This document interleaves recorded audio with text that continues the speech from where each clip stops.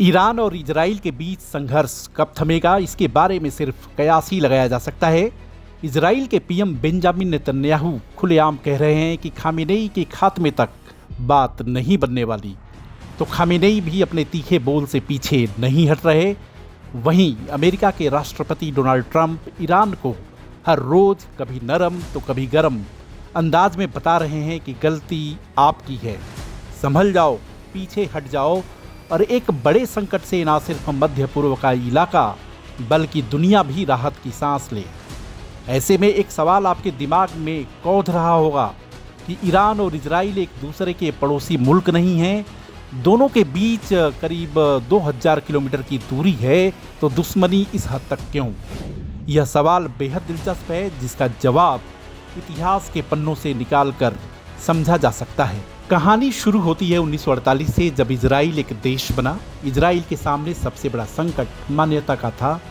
मध्य पूर्व के मुस्लिम देश समेत ज्यादातर देशों ने उसे मान्यता देने से मना कर दिया था, लेकिन उस दौरान तुर्की और ईरान ही वो दो मुस्लिम देश थे जिन्होंने इजराइल को मान्यता दी। इस तरह ईरान और इजराइल दोस्त बने।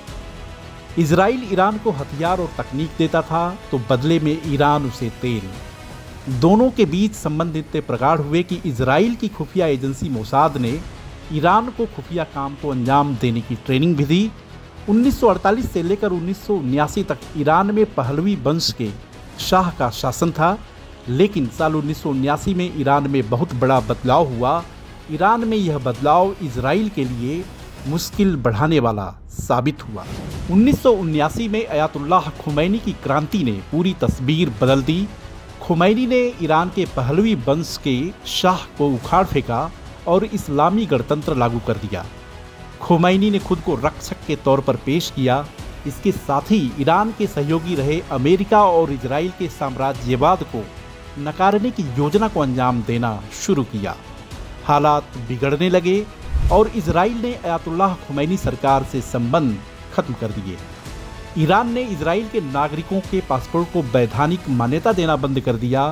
तेहरान में इजरायली दूतावास को फिलिस्तीनी लिबरेशन ऑर्गेनाइजेशन के हवाले कर दिया और इस तरीके से ईरान आक्रामक तरीके से अपने एजेंडे को लागू करने में जुट गया और यही आक्रामकता इजराइल और ईरान के बीच में दुश्मनी की बड़ी वजह बनी।